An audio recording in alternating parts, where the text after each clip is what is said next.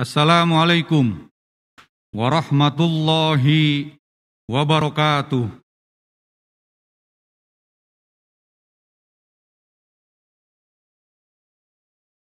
Alhamdulillahilladzi khalaqal mauta wal hayata liyabluwakum ayyukum ahsanu amala. Asyhadu an la ilaha illallah wahdahu la syarikalah wa asyhadu anna Muhammadan abduhu wa rasuluh la nabiyya ba'dah. Allahumma fasholli ala nabiyyil karim wa ala alihi wa ashabihi ajma'in amma ba'd. Ayyuhal hadirun, ittaqullaha haqqa tuqatih wa la tamutunna illa wa antum muslimun. Shadaqallahul azim. Hadirin rahimakumullah. Yang ini kita bersama-sama di masjid yang mulia yang kita cintai, Masjid Salman ITB ini, dalam rangka menghadiri undangan Allah Subhanahu wa taala untuk melaksanakan rangkaian ibadah Jum'ah. Puji syukur kita haturkan kepada Zat yang Maha Ghafur. Salawat dan salam kita persembahkan kepada panutan alam, Habibana Nabiyuna Nabi Muhammad sallallahu alaihi wasallam. Pada para sahabatnya, ahli keluarganya, tabi'in, dan moga-moga kita yang hadir di sini oleh Allah diberikan kesempatan untuk mendapatkan syafaatul uzma kelak di yaumul jaza. Amin ya Allah ya rabbal alamin.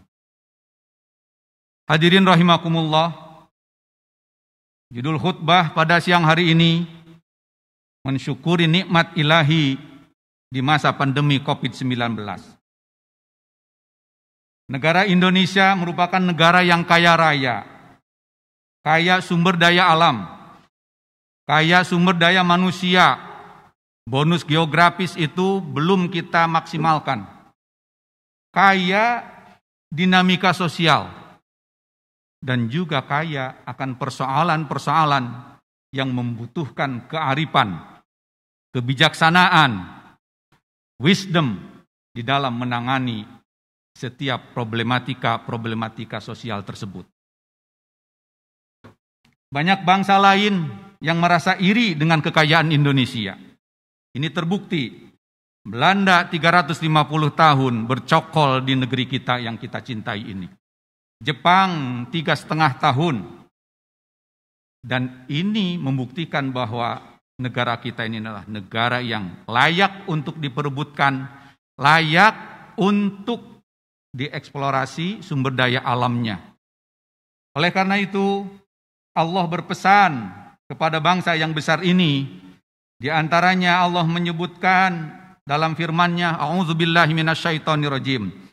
Walanabluwannakum bisyai'im minal khaufi wal ju'i wa naqsim minal amwali wal anfusi was samarat wa basyiris sabirin. Sungguh bangsa yang besar ini akan kami uji. Dengan apa? Dengan rasa khawatir. Khawatir bermacam-macam yang menjadi penyebab kekhawatiran, baik menyangkut fisik maupun menyangkut psikis. Kemudian apa lagi? Kelaparan. Dampak dari pandemik COVID-19 ini sudah jelas kita saksikan. Banyak saudara kita yang tadinya mereka berusaha, berikhtiar di suatu bidang tertentu, akhirnya terpaksa harus dirumahkan. Demikian juga lebih dari 9,77 juta generasi muda kita sekarang dalam kondisi jobless atau belum memiliki pekerjaan.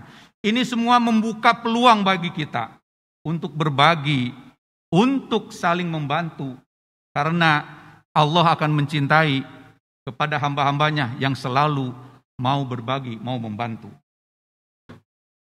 Kemudian kekurangan harta, wa naqsim minal amwal. Banyak perusahaan-perusahaan multinasional yang gulung tikar, merumahkan karyawannya, bukan perusahaan ecek-ecek, tetapi perusahaan besar. Ini diuji oleh Allah. Jiwa COVID-19 sudah memakan ribuan, ratusan ribu, bahkan jutaan jiwa yang meninggal. Tetapi apakah itu harus kita takuti? Tidak. Sikap mental yang diajarkan oleh Allah Subhanahu wa taala bagi kita supaya kita tetap memiliki pengharapan kepada Allah bahwa kita ini adalah insan yang lemah. Tidak ada daya dan upaya kecuali ditolong oleh Allah. La haula wala quwata illa billah. Kalau kita menghadapi COVID-19, kurang lebih ini sudah dijalani 7 bulan. Maka bandingkan dengan kemerdekaan negeri kita, kurang lebih, bahkan lebih dari 70 tahun. Masih banyak nikmat-nikmat Allah yang kita lupakan. Kalau COVID-19 menjadikan sebagian dari bangsa kita kelaparan, bandingkan dengan kekayaan yang Allah limpahkan di negeri yang kita cintai ini, yang selama ini masih belum kita manfaatkan secara maksimal. Bahkan bumi Allah yang kaya raya ini, subur, makmur, melimpah, itu menunggu uluran dari tangan-tangan cerdas, tangan-tangan yang terampil untuk menghasilkan pundi-pundi bahan makanan yang melimpah di negeri kita. Kekurangan harta, kita mengalami resesi ekonomi. Menurut informasi dari Kemenke, bahwa pada kuartal ini kita minus 3%. Tetapi apakah kita harus ciut? Tidak. Allah menitipkan kepada kita kesempatan-kesempatan untuk mengeksplorasi pundi-pundi keuangan yang bisa kita gali di tengah-tengah masa COVID-19 ini. Meninggal dunia wal anfusi, tadi sudah disampaikan bahwa sudah banyak yang meninggal, banyak yang wafat akibat COVID-19. Tapi walaupun COVID-19 tidak menghampiri kita, ajal itu pasti akan datang. Tidak bisa dipungkiri. Kita yakin saja. Tetapi yang menjadi pertanyaan kita, apa bekal kita ketika ajal menjemput kita? Pertanyaan kita lalu muncul, kenapa sih Allah menguji kepada kita? Maka jawabannya yang pertama, karena Allah sayang kepada kita. Supaya tidak terlena, tidak sombong dengan karunia yang dititipkan oleh Allah. Dan supaya tidak lupa untuk bersyukur atas nikmat Allah. Yang kedua, Allah mengingatkan kita bahwa hidup di dunia ini bukan hidup yang selama-lamanya. Hanya sementara. Umur adalah modal besar yang diberikan Allah kepada setiap manusia. Maka manfaatkanlah umur yang tersisa ini untuk memperbanyak ibadah-ibadah, baik ibadah fardu, ibadah-ibadah nawafil atau sunat, baik ibadah itu yang individual atau ibadah yang sosial. Ya. Bangun peradaban ini dengan peradaban yang betul-betul tamadun, civil society, bikin karya-karya yang monumental. Dan Salman alhamdulillah beberapa waktu lalu menciptakan ventilator, ini luar biasa. Ya, ke depan mau menciptakan alat apa lagi? Alat cuci darah dan lain sebagainya. Ini merupakan amal-amal yang luar biasa. Kalau dikategorikan merupakan wakaf yang pahalanya mengalir sepanjang masa. Hadirin rahimakumullah.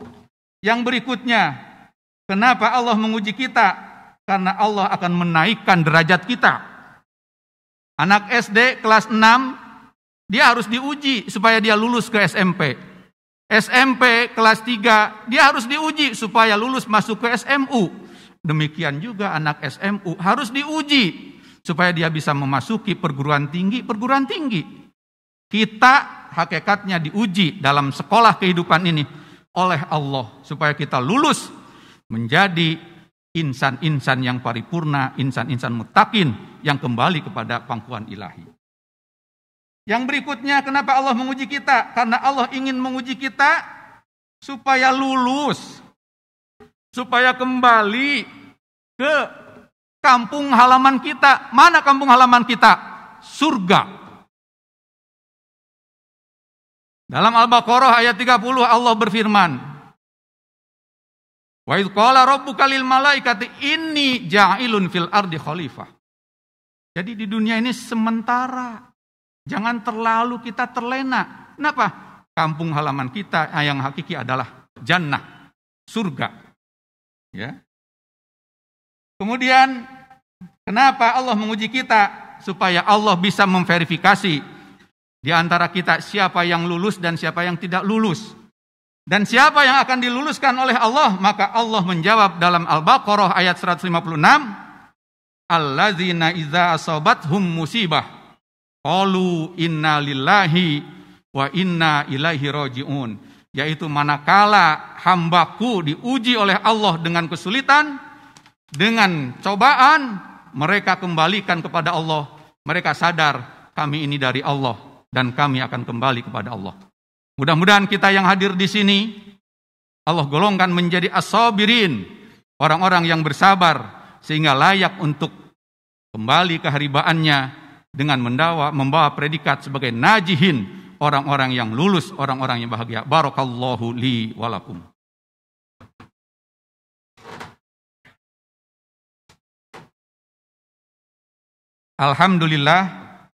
Alhamdulillahillazi hadana li hadza wa ma kunna linahtadiya laula an hadanallah. Asyhadu an la ilaha illallah wahdahu la syarikalah wa asyhadu anna Muhammadan abduhu wa rasuluh la nabiyya ba'dah. Ayyuhal hadirun ittaqullaha haqqa taqwa fa innal jannata uiddat lil muttaqin wan naru uiddat lil kafirin. Syukur di masa pandemi bahwa cobaan Allah dijadikan sebagai sarana introspeksi, muhasabah, muraqabah dan mujahadah. Sakit akan menjadikan kita bisa merasakan nikmatnya sehat.